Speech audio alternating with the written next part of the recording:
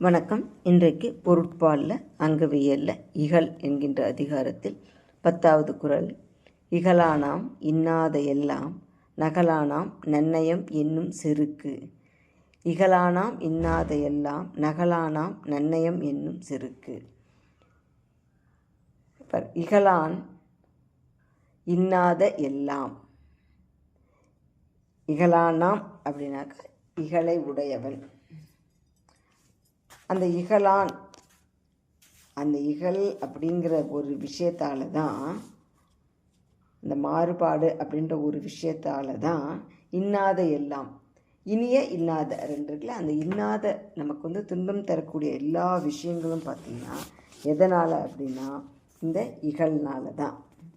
ஒருவனுக்கு வரக்கூடிய எல்லா இன்னாதவும் இகழ்னால் வருது. அதுதான் இகலானாம் இன்னாத எல்லாம் நகலானாம் நன்னயம் என்னும் செருக்கு.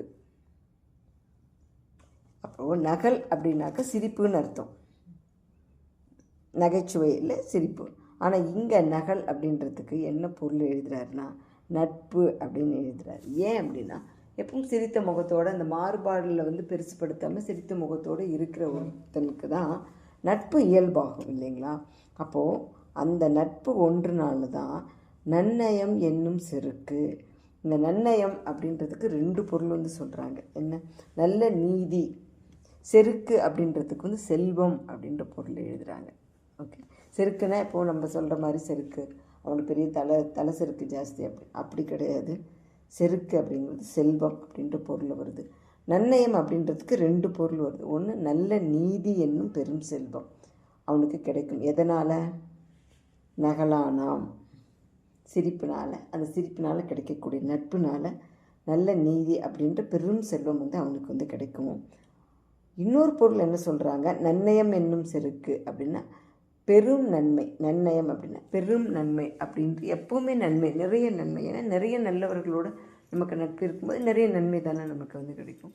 அப்போ நிறைய நன்மை நன்மையாகிய செல்வம் அவனுக்கு கிடைக்கும். யாருக்கு கிடைக்கும்? நகலை உடையவனுக்கு, நிறைய நட்பை உடையவனுக்கு, மாறுபாடு கருதாமல் நட்பு கொள்கின்றவனுக்கு பெரும் செல்வம். என்ன மாதிரி பெரும் செல்வம்? நல்ல நீதி, நேர்மை, அந்த மாதிரியும் பெரும் நன்மை, இந்த மாதிரி செல்வங்கள் அவனுக்கு கிடைக்கும். அப்படி இல்லாமல் இகல் ஒன்றையே வச்சுட்டு அதையே பெருசுப்படுத்திட்டு இருக்கிறது என்ன கிடைக்கும்? இன்னாமை. இன்னாமைனாக்கா என்ன? வறுமை, பழி, பாவம் எல்லாம். ஏன்னா மாறுபாடு வந்ததுனாக்கா என்ன பண்ணுறோம்? ஒருத்தர் பகை பண்ணிவிட்டு அவனுக்கு என்ன நம்ம கெடுதல் பண்ணலாம் இப்படின்னு நினச்சிட்டு இப்படியே இருக்கும்போது அதுதானே வளர்ந்துக்கொண்டே வரும். நம்ம எதை திரும்ப திரும்ப நினைக்கிறோமோ அதுவே தான் ஆகிறோம் இல்லையா. அது எல்லாரும் சொல்கிற உண்மை. அதே மாதிரி தான் நீங்கள். அதனால் கடைசி குறளில் கடைசி 3 குறள்லையுமே திருவள்ளுவர் ரெண்டையுமே சொல்கிறார். என்ன?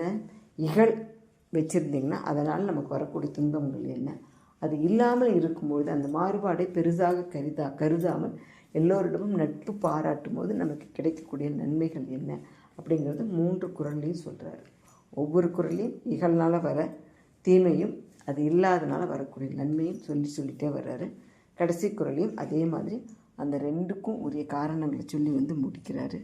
நாளைக்கு இந்த இகழ் அதிகாரத்தினுடைய தொகுப்புரை பார்க்கலாம். அதற்கு அடுத்தது அதிகாரத்தை அடுத்த நாள் பார்க்கலாம். நன்றி, வணக்கம்.